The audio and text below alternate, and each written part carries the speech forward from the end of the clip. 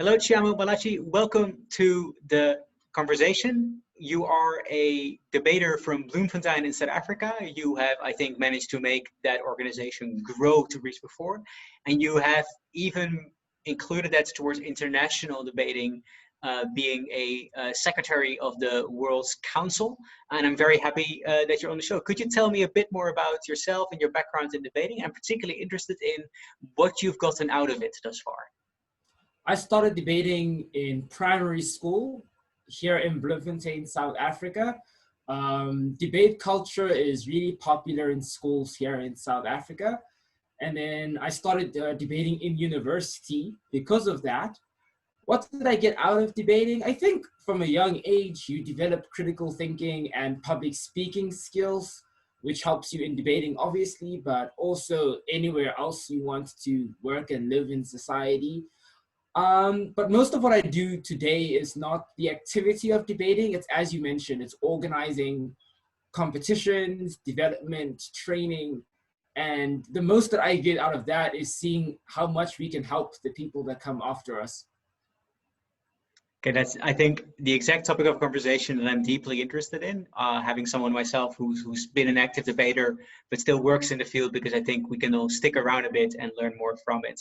So let's dive right into that. So I think the main topic of conversation that I'm interested in having is I want to learn how we can make sure that debate lives up to its most inclusive ideals, and actually make sure, therefore, that people are represented and gain a skill set that Eat Highlight Debate has. And I think it then makes most sense to start locally, because I think that's where most people start debating. So can you tell me a little bit more about what is the exact work that you do in Bloemfontein with the local government, and how are you making sure that debating can reach everyone there? I agree. If I can say that inequality is a structure. So in your previous episode, which I recommend everyone watches, you spoke a lot about language access, financial access to debate, even the way people think about race, gender identity, regions in the world. All of those things are structures. So you'd imagine that the moment someone goes to a competition, they go in with their identity, with any inequalities they have, but also whatever disadvantages they have. On the other side, people go in with whatever privileges they have.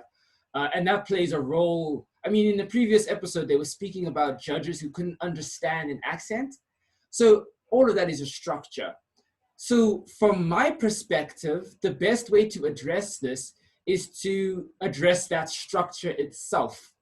So when someone is still really young, they're in a school that's perhaps under-resourced, what we need to do is go into schools that are under-resourced and give training in critical thinking and public speaking. At this point, we aren't approaching debate as a competition, at least not yet. I mean, a lot of people that we work with probably don't even like the competitive aspect of debating as a sport. It's mostly about the structure of critical thinking and public speaking that we develop from a young age, such that when someone's a lot older, they don't face those same kind of disadvantages. I think, though, the work also needs to be done in other communities. If you can't understand a particular accent, it means that you haven't embraced, diverse media like television and music, etc.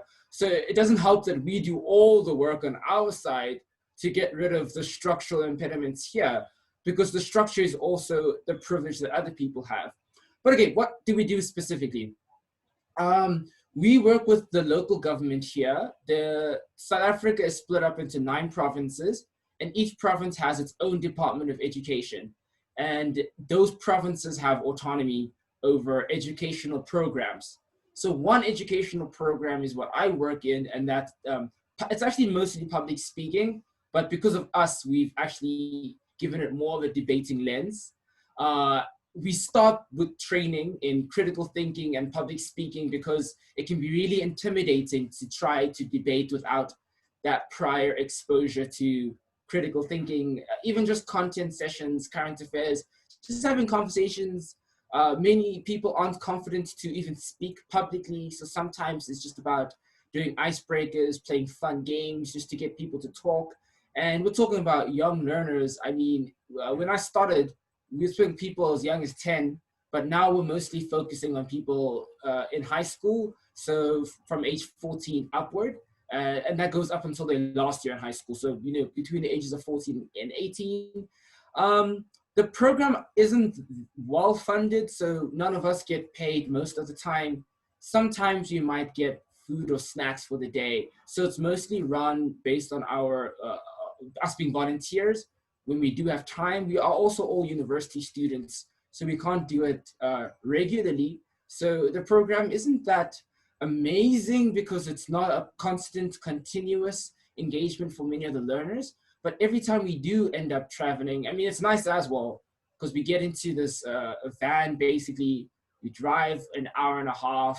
We arrive at a school. It might be a Saturday, so we might stay for half a day. But if we go during the week, we might only stay for about 2 to 3 hours. Sometimes the government organizes transport for various schools to come into the suburban area of Bloemfontein, where there are much more privileged or elite schools. And that's usually when there are competitions, because those tend to be hosted at the more privileged or elite schools. So the government also does arrange transport. The schools also help too. What I would like the program to become, however, is a more continuous engagement. How can we have weekly sessions with learners? More importantly, how can we train people who are in the communities consistently? Maybe the language teachers, like if they're a teacher of English language in the area, maybe we could bring together English language teachers from various schools and have lots of sessions with them about public speaking and critical thinking. Then when we aren't there, there will be people there who will be giving the training without us having to physically be there. So that's the best route. It's even sustainable. And it's literal empowerment of community to empower other members of community. But even to roll out a program like that has had lots of hurdles. But we hope to, you know, when this whole situation with coronavirus settles, to launch, you know, training the trainers kind of a program. The second thing I want is quite obviously to bring a lot more people into it, because I think right now a lot of it has been me and some of the people at my university. It would be great if we could get, I don't know, more lecturers at our institution, more members of various communities to come to give a lecture, to give a content session, just to speak to learners. Some of these learners have role models. It would be great if we could get some of those role models to come into the community as well. All of that just creates a much better atmosphere, makes everyone more motivated to learn, to try harder, to want to excel. Because our overall objective is to break down these structures so that when they're my age, they don't have the same kind of barriers to debate that our generation did. Okay, thanks. I want to put a pin in the structure because I definitely want to return to it, but I have a couple of concrete questions with regards to this program. So I think first of all, it sounds wonderful that you're doing this and that you're doing this also quite often pro bono. So what's been your motivation for trying to engage in it? Is it the giving back and what you're pointing out as your ideal goal? And do you think that that could be a lesson also for people that you would like to get into the Bloemfontein training program, the role model that you speak of? Do you think that similar motivations could work for them? I think it's a short answer. I think my motivation is literally, I would like to create a much fairer world in general, even outside of debating. What motivations would rope other people in? Right now, we don't spend too much time, you know, trying to coerce people into supporting our program. Usually, I think when they see the outcome, like what we actually achieve, they think, oh, this is actually a good idea. This is a good project. We actually put out a video on YouTube about our project, and a few people saw that and said, oh, you know, how can I also get involved in this? We write reports for our university, and the managers of our university, the people in management, look at our reports and they say, oh, this is really good. You know, what more support do you need for a project like this? So I guess that answers your question. I think showing people the outcome, like what we are actually doing and that it actually is making a difference, it probably activates something in them when they say, oh, this is a project that's doing something good, I can contribute. But we don't really go around trying to coerce or incentivize people to join. Yeah. Okay, thanks. Please do share that video so we can place it under the Okay. published video and everyone can see it. So The other thing that I'm then wondering is, as you're pointing out, you have like a dream and an ambition, but that probably requires funding. So I'm wondering, are there currently already like issues with funding you've been able to solve? Are there ways in which the community could help, or are there even other barriers that you feel we need to start addressing in order to Yeah. realize that dream for the Bloemfontein community? That is a huge issue. This government program is severely underfunded. As I've mentioned, most of the funding goes toward transportation costs, which is at least helpful because that is the physical distance barrier between people who live in suburban areas like me and in people who live in severely under-resourced areas like most of the school learners we work with. So transport is obviously the biggest thing that we need to address funding-wise, and the government usually pitches in there, but there's also a lot of bureaucracy. Sometimes paperwork will go missing, or there will be the sense of the vehicles that the government allows us to procure aren't available on this day, so we have to cancel. For this day, we have to go another day. So working with the government is obviously not a great sustainable or comfortable arrangement, but there are some finances there. The university, it's tricky because it's also very bureaucratic. There are various funding sources. And the kind of thing that we're doing is community engagement. So we have to go through community engagement funding source. Only at our institution, we can't go through the other traditional means. So our debate society gets funded, but that's very different than funding for something like this. Also, when you are a society that goes into a community, the university has particular regulations that you have to abide by because you are representing the institution, or various other jargon, bureaucratic terms that they use. So we usually don't go through that process, but we've started to engage with the community engagement office on campus. We also don't want institutional control over the project because in the past that hasn't resulted in a lot of autonomy for us. Okay, but we are working on building those partnerships. This year, we actually had an agreement with the Community Engagement Office, but obviously the coronavirus happened. So I imagine next year, they're going to give us a lot more funding. I personally don't think the biggest obstacle is that we don't have financing. I know a lot of us would probably like to get paid a stipend of some sort for the work that we do. That's been a strong sentiment. So if there was a funding shortfall, it would be for us who are adjudicating, who are training, who are putting in labor. It would be cool for us to try find ways. I mean, we tried to do some fundraisers, but another problem was most of our fundraising efforts went toward sending some of these learners to the national competition. So I don't remember all the price differences between, dollar, euro in South Africa, but what I can say is the national competition costs 4,000 Rand. I don't know. I think that's probably $200 to $250.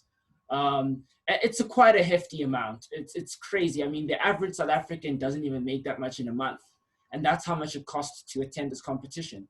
So as much as we would like to fundraise to pay ourselves and to fund some of the nicer perks of this project, I'm going to be blunt and say a lot of our fundraising efforts have gone towards sending learners to competitions. If I look at the World Championships, that was, you probably remember that how much that was in dollars. In South African rands, it was 8,000 Rand. Exactly. So about double of what a national championship cost for a 10-day event. Yeah. That was 3 months of my salary. The full amount of, so I worked 2 part-time jobs, and over 3 months of both of those 2 jobs, every single cent I earned, that's how much it cost, because I paid for my own trip to Worlds in Cape Town, and that was without a plane flight, because I bused to Cape Town, because I'm in South Africa. So I think it's a difficult conversation to have, because you don't want to say, don't attend tournaments that are expensive, but at the same time, I look back at how much money we've spent going to tournaments, and I think, imagine if we had invested all that money that we're sending to tournaments toward debate development programs, especially in under-resourced schools. If I took that same 8,000 Rand that I paid for Worlds and put it into this program, I think the effects would be enormous. So I no longer attend tournaments. Well, not with my own money. A lot of that goes into this project and other projects, but it's a tricky conversation to have. I just want to say that, yeah. So I think overall, I don't think the problem is that there's no way for us to make money. I think that there is competitions which are draining a lot of that money. So yeah, Nick, because you wrote, I think, a very instructive piece talking about what you called the Joburg approach in South African debating, where you pointed out that if we wanted to create an as cost-effective method of getting high-quality competitions, the focus in South Africa should be to try and make sure that Johannesburg will be hosting most of the tournaments, because at the very least, it's the easiest access point for South Africa and Southern African debating, compared to like hosting a large amount of competitions in Cape Town. But even there, one of the things that I'm getting out of this conversation is that there's a logic I hadn't even thought of yet, which is that if you want to go to where the good quality tournaments are, you end up paying, whereas the people who like either host the good quality tournaments or live in an area don't end up paying up the consequences. It'd be similar towards in Europe. If someone from like Eastern or Northern Europe wants to get to the strongest competitions in the European continent, they have to travel to the West Balkan or travel to the United Kingdom. And that's a huge cost that isn't incurred per se, vice versa. So I think that's a very interesting thought, because that also tells us then, not just about that cost, but also about, it's another way to showcase the relevant privilege of those who happen to live nearby where strong circuits already are. Yeah, definitely. I mean, I think an African team couldn't go to the HWS round robin. I don't know the full facts, but if it was a financial barrier, yeah, it speaks to that, exactly. What I will say to that, however, is let's assume, we can break down lower level structural barriers, just assuming. It would mean that the learners that we're working with, who would grow up to be members of the local debating circuits, will have stronger competitions. So if we work with a group of people from a really young age, I think that when they're older, those competitions will be strong. So I think that's a problem that will solve itself. So if it's the case that, and it's true, if I go to Cape Town Open, it is a very competitive tournament. My experience has been that Cape Town Open's been the most difficult tournament I've been to. How can we create that same level of strength, standard, etc. in any other region? I think will organically solve itself when we address the structure. Everything goes back to the structure, yeah. But I don't think that right now there's anything we can do. Like right now, I don't think that a local tournament here will be more competitive than the World Championships. I don't think there's. You could try and mitigate. You could try to have rigorous training programs, and I like what Worlds did this year. I like the Worlds training program that they rolled out this year. That was great, and that can mitigate those differences in standard and experience and knowledge, etc. But overall, I think the best solution is work with people from a young age, raise them up. That automatically addresses that standard issue. Yeah. I think that's very good to point out, and I'm reminded here again of like the situation in Europe, where just now we hosted the European University Debating Championships, and it was held by Kazakhstan, which is more Central Asia than Europe if we look at it geographically speaking. So obviously they don't have a large amount of interaction with the European circuit.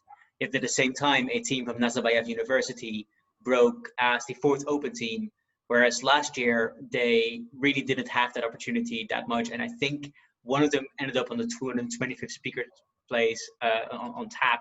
And I don't think they even managed to reach the second language out rounds. So it does show to us that like organic development of a community can occur if it has those type of resources. Do you think therefore perhaps then that the international debating community should recognize where more of the needs of the resources are? Because I have a feeling that they have a quite high step-in level of what you already need to know before you can access these videos that they post out. And that we really should start thinking about resources for 12-year-olds or 14-year-olds, basic training programs. Exactly. I don't think the training needs to be only targeted at people who are already competitive debaters. I think if you want to address the structure, it has to be targeted to young children. Yeah, that's accurately true. That's what we're working on right now, trying to create videos for really young people so that as well, we don't have to physically be there to do the training.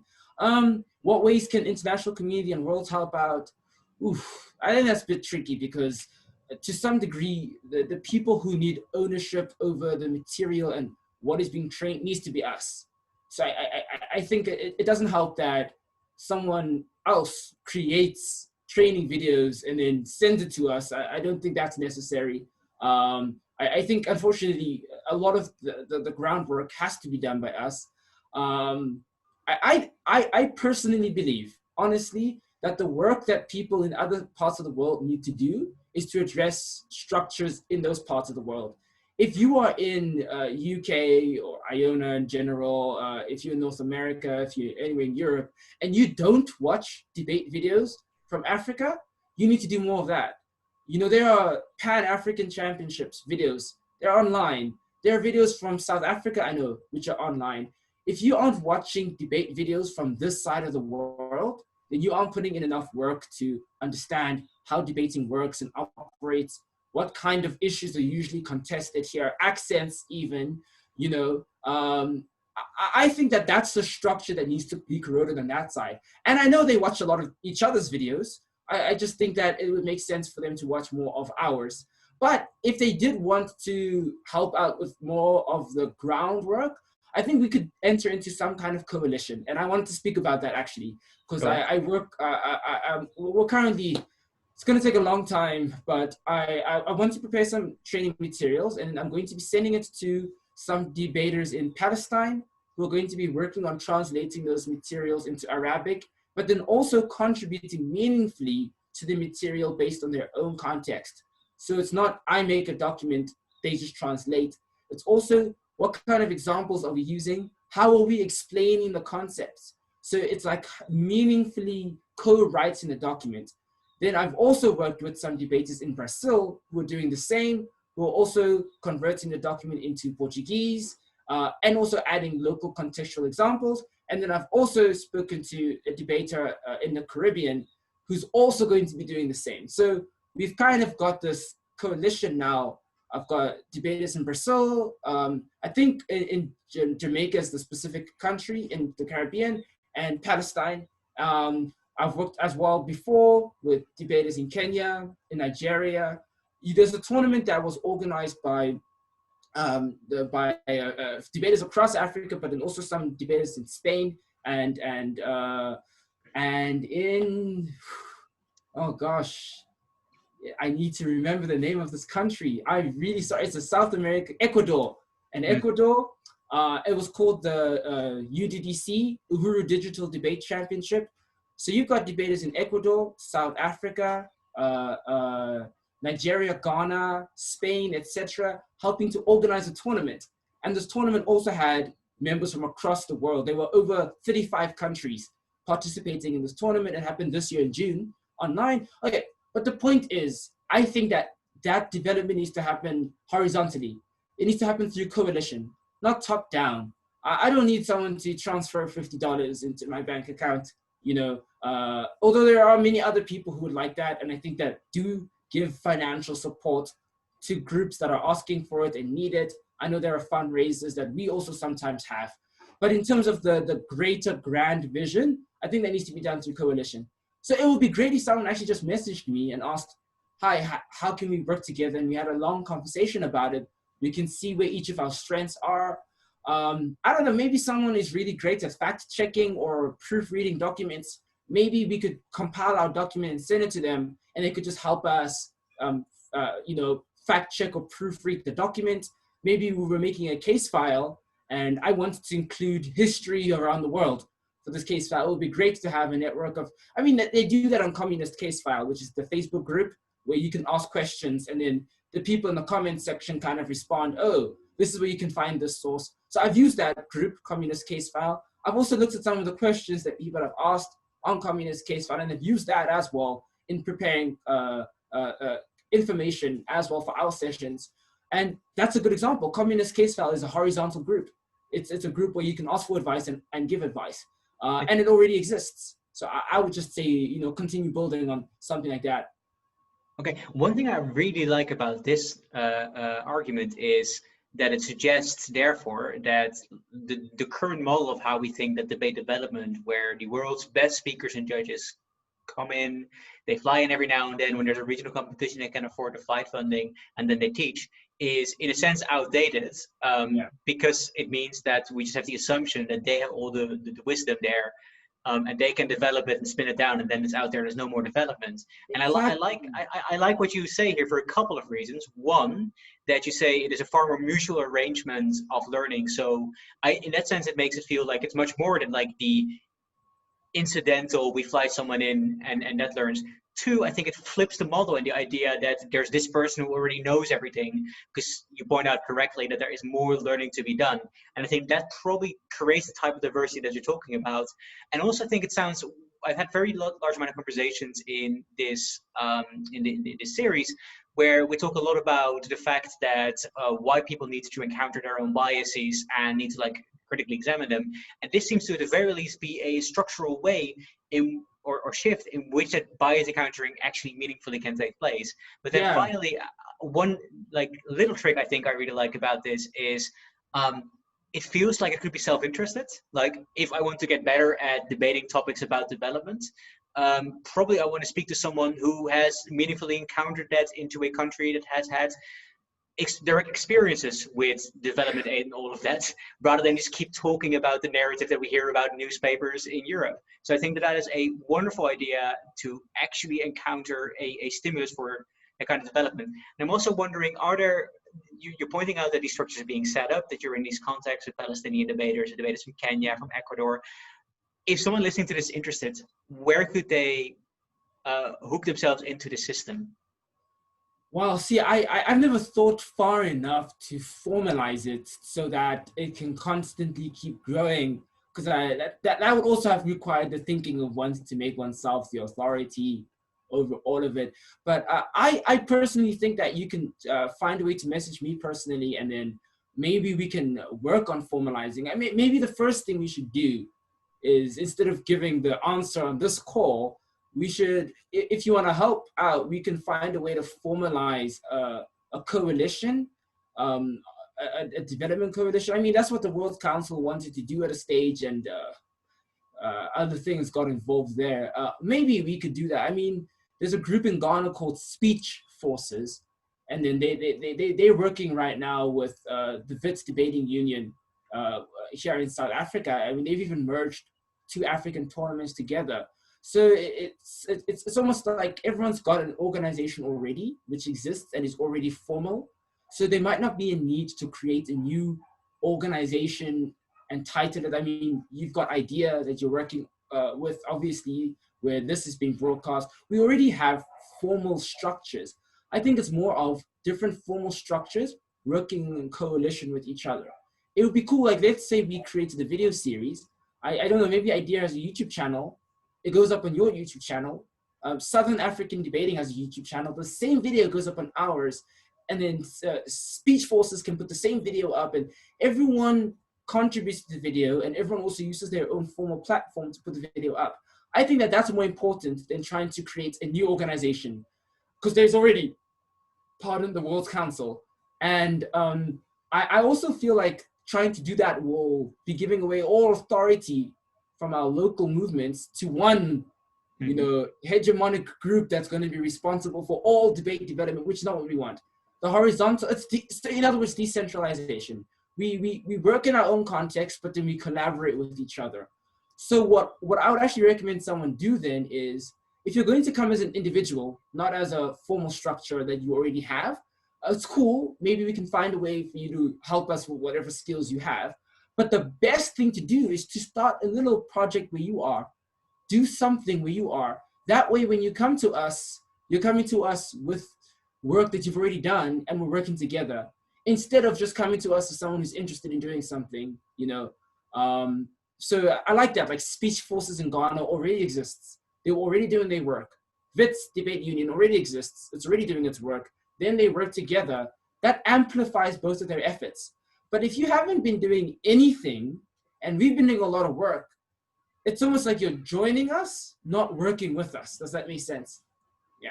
Yeah, it makes sense to some extent, but also because I feel that, as you're pointing out, the joining isn't necessarily a joining per se, because it's not like we're joining forces, but it's more like I haven't done in the legwork, but I'm still going to tell you what you need to do. because I don't have that understanding of the local context. I don't know what it is that you guys actually need. I just Exactly. have my How prepackaged training plans, and I'm just gonna go and that's run always them how for I a weekend. feel. I feel like, okay, you want to help us, but okay, maybe tell us a bit more about what you're good at. Because I mean, there's probably thousands of things that we might need help with, but I'm not going to create a document with 1,000 things and put it out there and say, who can help us? Yeah, like that was a silly example about the fact checking, but I mean, it's like, if you're really good at that and you really want to help us with that, rather make that offer than ask us, what can I help you with? Because I don't know how to answer a question like that. But also the most important work that you can do in your context is addressing the structure that is in your context, which is what I mentioned earlier. Yeah. Okay, fantastic. I am going to move to the elite level though for a little bit, because I think this is incredibly good and helpful to understand it in local context and develop debate in that way. But you have also, of course, involved yourself within work on the World's Council on the hegemon, as you pointed out. Yeah. Could you tell me a little bit about why you decided to do that work, and why, for instance, things like a reform for making sure that at least some funding could get passed to institutions from impoverished nations didn't get through thus far? Okay, so the first one, why did I get involved? I went to council and I was very vocal in council. I'm sure anyone who is in that council will remember. And I just realized that I'm one of the most vocal people in this council sitting. I wasn't really aware how messed up council was. So really experiencing, I mean, you spoke about it in the last episode about voting disparity based on the council status of each member. Things like that I thought were quite bad. And, you know, I thought, you know, I'm a vocal member. I want to start to work at addressing these things. Maybe I should run for council. And so I did run. Just remind me your second question. Yeah, so when you worked in council, you've tried to pass The a reforms, I reform. remember. Okay, I sent you the text of the reform that was drafted on budgetary obligation on the host. Yeah. So a lot of background here. I went to World's Council in 2019 Worlds, which was the Cape Town Worlds. I was the South African country delegate because I was the vice chairperson of our national council. So I was meant to represent South African Council. A lot of that's in the report background on that. But I had the idea of trying to start a conversation about potential subsidies for teams. At the same time, which was also discussed in your previous video, there was another proposal by another prominent debater here, which you know, went out, and there was a lot of discussion about it, and it made arguments for its case. So there were two very different ideas, which were kind of in motion, but that one got way more steam than what was my idea. The problem with that proposal was when it was taken to council, it wasn't clear on what needed to be voted on, what specific amendment needed to be made. It wasn't phrased in a tangible way. It was more of a principle or a moral good for us to want to support, but then the work of council requires it to be phrased in a way that can be implementable. Yeah, So very legalistic, right? So like we need to have a very exactly. clear set of prescribed powers. Yeah. Yeah, but I'm okay with that burden, and so we took that upon ourselves. And I don't remember everyone's name. It would be great if I could give them credit, but I think he was the regional rep for Oceania. I don't know. I think his name was Ben.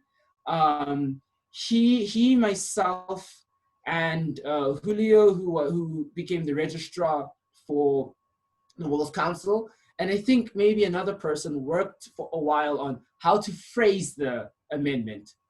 So that phrasing was what we came up with, which would put on each host as part of their budget a monetary obligation to fund, I believe, a few teams based I think on three is the second number, three right? teams Yeah. based on a specific set of criteria, taking into account a few things. That didn't necessarily mean that they only had to fund African teams, but they did have to think about the history of each circuit, and it would obviously include Africa. There were also other underdeveloped regions in the world, such as South or Latin America, a better phrase. I mean, we spoke about Palestine, for instance. They had attended their first Worlds in Cape Town. That was their first Worlds, so that was amazing. Okay, but to cut a long story short, that was the background for that particular amendment. Um, it wasn't passed in council because council members argued that they had to go back to their constituents and speak about the amendment first before they could vote on it. It's a really great argument to make, maybe, but I felt like there's already been a long conversation about this in general, even if not about the specific amendment that should have empowered them to be able to vote on it then. I thought it was just a convenient cop-out to not vote on it. I agree that the way that the amendment was specifically phrased was new. We had, at that council sitting, phrased it that way. I mean, we didn't a year before or weeks before come up with the phrasing and then bring the phrasing to the council. But I also felt that that prominent debater's letter and the issues that he spoke about was already well spread. And even if the way that this specific amendment is phrased wasn't what was put before in that brief document, whatever I could call it, proposal. That's what I'm looking for. Our proposal, which was more legalistically phrased, is still in principle with the previous one.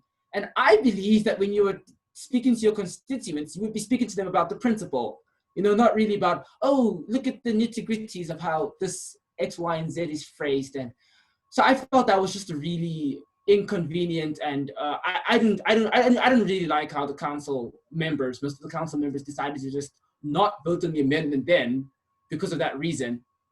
And it's sad that the minutes of that council still hasn't been released. Everything that happened in 2019's council isn't out there. My report, I think, is actually the only report on council that is out there. Okay, then the vote ended up happening, I think, on the 31st of January, and it didn't pass. It didn't pass the status A countries. Who would have figured? Maybe they just weren't interested. It didn't affect them, most of them. They have very little reason to care about it. Many of them thought it might even disadvantage them because they thought maybe the reg would go up for them, or I don't know, some other model would be implemented to make to fund this kind of provision. Some of the arguments that were made in council. But I can't go into the reasons because those reasons were never given. No one ever said, this is why we voted no, or this is why we abstained, or this is why we didn't vote at all. Because they didn't actually tell us why they didn't vote, they didn't tell us why they ignored it, I can't respond to their reasons. But what I can say is they did ignore it. Some just didn't vote. And if they had voted, it would have passed. So it wasn't even a thing of it had too many no votes. It was just ignored, and it really made me mad because we put a lot of work into pushing for this, and they were like, no, we're going to postpone this vote so that we can actually speak to our constituents. They probably never did that, that excuse was just something to delay the vote so that it never came to be. I don't know what happened in World Council last year. I wasn't there. But I will say that it would be great to push this amendment in even a stronger version of it again, but it's still not enough. It's still not enough. The structure needs to be addressed. But on World Council reforms, I learned from Patricia Johnston Castle, PJC, that the best way to succeed in creating a successful resolution is to lobby for it for a really long time, especially on the Facebook groups. If you look at the success of her country codes amendment, I don't know, I understand that we're critical thinkers and we're debaters, but I think a lot of it was postulating or, pontification to create really obscure, odd scenarios and argue that the impact of those scenarios were likely based on theoretical framework within your own mind. It's almost like, but this scenario might occur, and I think that the likelihood of this scenario occurring is really high. For this reason, therefore, we should oppose this amendment. It's not empirical. That's the first thing. It's mostly just really the idea that someone has in their mind. And there were lots of doom threads about what would go wrong, and I don't think those things actually came to be. And I think it is fair for people to make arguments. I'm not saying that they should be quiet. I just felt that a lot of the opposition to the country codes thing was very unrealistic in terms of its analysis. And I think the same happens for a debate about money at Worlds, reducing the costs. I actually looked at it. If you look at, I mean, 1/3 of the Korea bids budget went toward the venue because they decided to have the tournament in the same place where Donald Trump met with Kim Jong-un. And I think to myself, it's probably symbolically amazing. It sounds cool, but it's 1/3 of the cost. Maybe if we were not debating there, the tournament wouldn't be as expensive. If you look at the accommodation options, hotels, and they said that, okay, but the hotel has reduced their price. It's not the full price of the hotel. I still feel like it's a more expensive option. If you just look at what we're paying for, it's quite clear that a lot of the costs of the tournament, at least from a registration perspective, are there for unnecessary reasons, or maybe not unnecessary to be too condescending, maybe reasons that more privileged debaters can appreciate, but more underprivileged debaters see as massive obstacles. Like, do I feel like I have to debate in an area where Donald Trump met Kim Jong-un? It's cool, but if I could debate somewhere else and afford the tournament, that would be better for me than that prestige. So again, sorry for speaking for long. Countering something like that is going to take a lot of lobbying, a lot of Facebook discussions, but I don't have a lot of the energy to even want to try to do that again, because I know that the response from a lot of debaters in that community is going to be those long comments about their theoretical ideas that just, pontificate for a long time about why we have to debate in this venue and why we have to use 5-star hotels. And yeah, and I don't think I'm ready for that. I mean, PJC, it's great that she did that for country codes, but someone needs to do that, and that someone's not going to be me. Yeah. I think it's very fair. I mean, insofar as you've done the lobbying work already, the proposal is out there, and we're here talking about it. So I think you're doing part of the work, and I don't think we can expect any single person to burden that kind of pressure on them. But I think there's a couple of observations that I find interesting to make that I think you're pointing out quite well. I think one of them indeed being that any change that goes through like an official organ very often has to be a long-term change, and especially I think, as you point out, there are boundary conditions in Worlds that make it incredibly difficult to put that at heart. So we could look into that a bit, and I'm going to put a pin into that. But before that, I think a couple of other things I want to highlight that I think is very good what you pointed out here is, firstly, how theoretical these concerns are very often indeed. And I think the country code discussion is a very good one of that. I mean, in my personal opinion, I don't feel the team codes have changed an enormous amount of things, but broad scale, they are marginally good. And I think comparing that to the level of like apocalypse idea that this would have led to the tournament running until 2 a.m. every night did feel quite overblown in that scenario. And I think probably what's happening here is more of a thing that happens, that is that you don't like a change or a change not in your interest, and you're just going to grab for reasons that like hint at your disagreement in there before listening to someone's proposal and hearing them out. And maybe even testing them for it's just that this type of Facebook conversation feels incredibly invaluable. And I have a feeling that might be the same case for your proposal. So I read Jamie's proposal, the other proposal I was talking about, which I think was much stronger in how far they wanted to do, how many teams they were willing to fund, and how directly they wanted the budget to be done. I think it had a very strong redistributionary logic, and I can buy into the logic, but I think it would have been much more polarizing. Whereas your proposal essentially is, we can fund 3 teams, and this needs to come from some areas of the budget, and then it's up to the host country, whether it's comes from reg fees, from sponsorship, however they're going to figure it out. And also it's going to be incurred in the price overall. So I think, one, the redistributionary logic is still there, but it's also similar to all other kinds of redistributionary logic. Like, I don't tend to drink as much alcohol as some people do, yet sometimes we have free alcohol at large competitions. That means that some of my reg free goes towards subsidizing that. But I think also, B, that means that the cost price is like pushed out over a large amount of participants. Like, if we are funding 3 teams, say that costs us $1,000 per person. That's like very generous with quite a large amount of flight expenditure taken on board.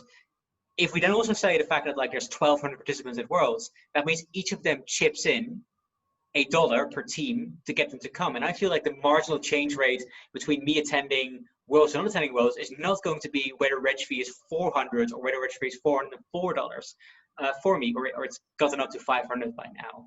And I think also the other interesting thing is, you pointed this out in your description of maybe making Joburg tournaments more accessible, allowing for differentiated reg fees based on what people are willing to get in terms of glamour. I think is a very interesting notion. So I organized the Dutch World Championship, or at least was part of the organization team.